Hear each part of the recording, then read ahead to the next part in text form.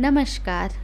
आप सभी लोगों का अपने YouTube चैनल विकल्प एकेडमी में बहुत बहुत स्वागत एवं अभिनंदन है।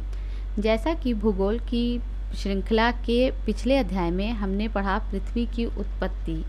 पृथ्वी की उत्पत्ति से संबंधित बहुत सारे सिद्धांत बहुत से विद्वानों ने प्रतिपादित किए। इनमें से जहाँ धार्मिक संकल्पनाओं को किसी भी प्रकार की मान्यता प्राप्त नहीं हुई क्योंकि वो वैज्ञानिकता की प्रामाणिकता पे खरे नहीं उतरते, वहीं वैज्ञानिक संकल्पनाओं को एक लंबे समय तक मान्यता प्राप्त हुई। विभिन्न विद्वानों ने अपने अपने सिद्धांतों का प्रतिपादन किया। एक समय तक उनके सिद्धांतों को मान्यता मिली। उसके पश्चात धीरे धीरे आधुनिक प्रयोगों के बाद पुराने जो संकल्पनाएं थी उनकी मान्यता खत्म होती गई और नई संकल्पनाओं का प्रतिपादन होता गया।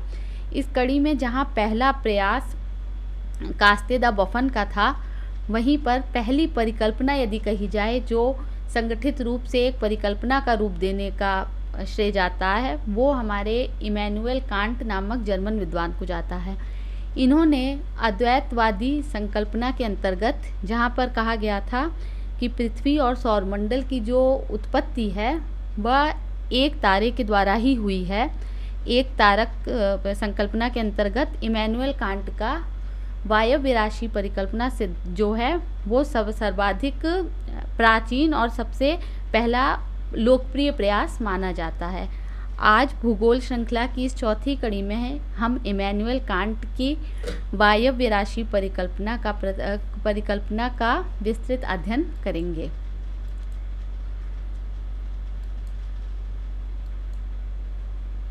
इमैनुअल कांट की वायव्य राशि परिकल्पना। यह एक जर्मन दार्शनिक थे। इन्होंने 1755 ईस्वी में पृथ्वी की उत्पत्ति से संबंधित वायव्य राशि परिकल्पना का प्रतिपादन किया था। चूँकि ये पहला प्रयास है इसलिए इसका महत्व और अधिक हो जाता है, क्योंकि इसके बाद होने वाले सभी प्रयासों में का जो आधार है वो कांट की वायव्य राशि परिकल्पना को माना जा सकता है।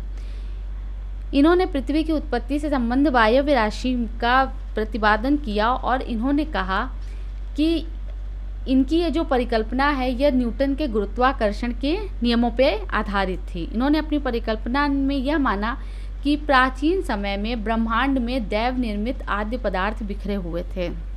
तात्पर्य यह है कि यह दैव निर्मित पदार्थ कहाँ से आए थे, कैसे आए थे, किस प्रकार से इनका निर्माण हुआ था, किस प्रकार से इनका जन्म हुआ था, इस प्रकार की कोई भी विस्तृत आधार ये प्रस्तुत नहीं करते, बल्कि ये मान के चलते हैं कि प्राचीन काल में ब्रह्मांड में दैव निर्मित आद्य पदार्थ पहले से बिखरे हुए थे और ये जो पदार्थ थे ये अत्यंत कठोर, शीतल और गतिहीन थे। मतलब इनका जो विशेषता थी इस प्रकार के तत्वों की या इस प्रकार के पदार्थों की, वो बहुत ज़्यादा कठोर थे, बहुत ठंडे थे और उनमें किसी भी प्रकार की गति नहीं थी। मतलब वो अपनी ही जगह पे स्थिर थे और पूरे अंतरिक्ष में या पूरे ब्रह्मांड में फैले हुए थे। जिस प्रकार से चित्र में दिखाई पड़ रहा है, छोटे छोटे कण के रूप में, अनगिनत रूप में यह आद्य पदार्थ ब्रह्मांड में फैले हुए थे।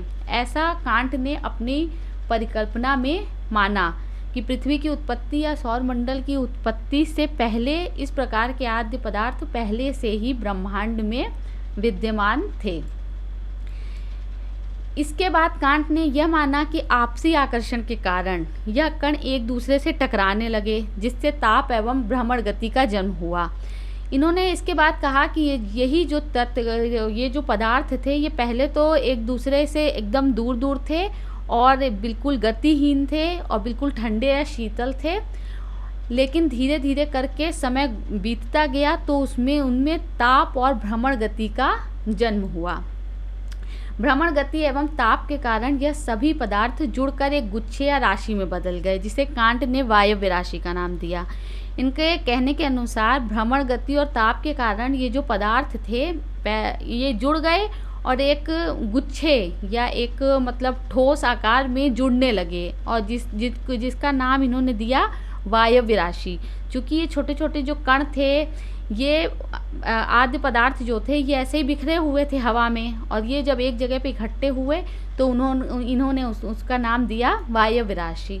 वायव्य राशि एक गतिशील निहारिका में परिवर्तित हो गई। फिर इन्होंने आगे बताया अपने सिद्धांत में कि ये जो मतलब वायव्य राशि थी, ये धीरे धीरे करके, अभी क्या था, अभी ये सारे पदार्थ जो हैं वो स्थिर रूप में थे, लेकिन जैसे जैसे भ्रमण गति और ताप इनमें आता गया, तो ये जो वायव्य राशि या ये जो गुच्छा था, ये एक गतिशील निहारिका में परिवर्तित हो गई, जिसमें ताप के जन्म के साथ आकार में भी वृद्धि हुई। ताप हुआ, जैसे जैसे वस्तु गर्म हुई तो वो धीरे धीरे करके अपना जो आकार है उसको भी बड़ा करने लगी। तो कांट महोदय के अनुसार जो यह वायव्य राशि का यह गुच्छा था, ये एक गतिशील निहारिका में परिवर्तित हो गया, एक निहारिका के रूप में ये बदल गया। और फिर धीरे धीरे करके भ्रमण गति का, चूंकि उसमें आविर्भाव या जन्म हो चुका था, तो इतनी तेज वो निहारिका घूमने लगी कि केंद्रापसारित बल के कारण, केंद्रापसारित बल क्या होता है, केंद्रापसारित बल और केंद्राभिमुख बल, दो प्रकार के बल होते हैं। केंद्रापसारित बल में केंद्र से जो बल है वो चारों तरफ प्रसारित होता है। केंद्र अपसारित, केंद्र से चारों तरफ फैलने वाला बल, और केंद्राभिमुख बल होता है जो चारों तरफ से केंद्र की तरफ आकर्षित होता है। तो यहाँ पर कांट महोदय ने अपने परिकल्पना में केंद्रापसारित बल को बहुत अधिक महत्व दिया, और इन्होंने कहा वो जो निहारिका थी वो इतनी तेज चक्कर लगाने लगी, इतनी तेज उसमें भ्रमण होने लगा कि केंद्र से जो बल है वो बाहर की तरफ जाने लगा, और तेज गति से लगातार वो बल जब बाहर जाने लगा, तो कांट के अनुसार, कांट ने अपनी परिकल्पना में ये माना कि उसका केंद्रापसारित बल के कारण उसके बीच का जो भाग था निहारिका का, उसमें उभार आने लगा, और पदार्थ का एक छल्ला उसमें से निकलकर अलग हो गया। इतनी तेज वो निहारिका चक्कर लगा रही थी कि उसमें उभार आने लगा, और केंद्रापसारित बल का इतना ज़्यादा प्रभाव हुआ कि एक छल्ला रूप में एक उसका टुकड़ा जो है बाहर निकल गया। कांट महोदय आगे बताते हैं कि यही प्रक्रिया उनके परिकल्पना के अनुसार, यही प्रक्रिया कि मतलब निहारिका अपना भ्रमण गति करती चली जा रही है और लगातार कर रही है, उसमें से पदार्थ का एक टुकड़ा या छल्ले के रूप में वो उससे निकलकर अलग हो गया, और यही प्रक्रिया कांट के अनुसार 9 बार हुई। और इनके अनुसार जब ये 9 बार अलग अलग टुकड़े निकलते गए और उस वायव्य राशि या निहारिका से अलग होते गए, तो अपनी जगह से हटकर वो अन्य जगह पे जहाँ इकट्ठा हो रहे थे वहाँ पे जाके एक केंद्र पे इकट्ठा होकर ठोस पदार्थों के रूप में इकट्ठा होते जा रहे थे, और 9 बार निकले। तो इसीलिए कांट के अनुसार 9 ग्रहों का इसी प्रकार से निर्माण हुआ, और निहारिका का जो भाग शेष बचा उसको इन्होंने कहा कि उसी से सूर्य का निर्माण हुआ। इस प्रकार से कांट महोदय की जो ये परिकल्पना है कि ये वायव्य राशि परिकल्पना जो है, ये इसका जो आधार है वो इनका केंद्रापसारित बल है, और न्यूटन का जो गुरुत्वाकर्षण का बल था उसके आधार पर ही इन्होंने अपने परिकल्पना का प्रतिपादन किया है। धीरे धीरे करके जिस प्रकार चित्र के माध्यम से आप देख सकते हैं कि सूर्य की स्थिति केंद्र में है, और सूर्य से बाहर निकले हुए जो 9 छल्ले थे वो अलग अलग जाके एक एक स्थानों पे जमते गए, और धीरे धीरे करके 9 ग्रहों का निर्माण हुआ। इसके बाद उपग्रहों की उपस्थिति के लिए भी आगे ये बताते हैं कि इन्हीं क्रियाओं का पुनरावृत्ति, जैसे सूर्य केंद्र था तो 9 ग्रहों की उत्पत्ति हुई, उसी प्रकार प्रत्येक ग्रह अपने केंद्र से जब इस तरह से छल्ले निकलते गए तो उनके उपग्रहों का निर्माण हुआ। कुल मिलाकर वायव्य राशि परिकल्पना में इन्होंने कहा है कि जो पदार्थ पहले से बिखरे हुए थे उनमें भ्रमण शक्ति और ताप के आविर्भाव या जन्म के कारण जब निहारिका चक्कर लगाने लगी या परिभ्रमण करने लगी, तो उससे जो छल्ले निकले उन्हीं सारे छल्लों से ग्रहों का निर्माण हुआ, और निहारिका का जो शेष भाग या अवशिष्ट भाग बचा उसे इन्होंने कहा कि वह सूर्य का निर्माण का उत्तरदायित्व उसी के ऊपर है। यहाँ पर यदि बात करें मूल्यांकन की, तो सबसे पहले तो यह परिकल्पना प्रथम प्रयास थी, इसलिए इसका महत्व बहुत ज़्यादा बढ़ जाता है, क्योंकि किसी भी प्रयास का जो किसी भी परिकल्पना, किसी भी सिद्धांत का जो आधार होता है वो प्रथम प्रयास ही होता है। उसके बाद ही अन्य प्रयास किए जाते हैं जो कि बाद में सिद्धांत का रूप लेते हैं। यद्यपि कांट महोदय ने पृथ्वी की उत्पत्ति की समस्या के समाधान के लिए विज्ञान के तथ्यों का सहारा लिया, फिर भी इनका मत वर्तमान समय में आधारहीन प्रमाणित कर दिया गया, क्योंकि इस परिकल्पना के बहुत सारे ऐसे नियम हैं, बहुत सारे ऐसे तथ्य हैं जो गणित के नियमों के विपरीत हैं।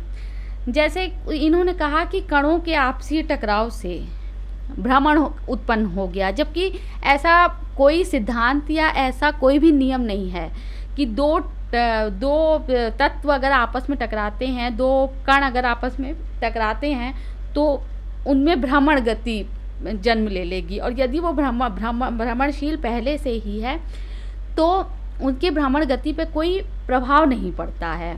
इसलिए इनकी जो परिकल्पना है उसकी आलोचना भी कई तथ्यों से की गई है। और इसके बाद यह भी धारणा है कि नीहारिका के आकार में वृद्धि के साथ गति भी बढ़ती गई, जबकि ऐसा नहीं होता है, क्योंकि आकार में वृद्धि के साथ गति से उसका कोई मतलब नहीं होता है।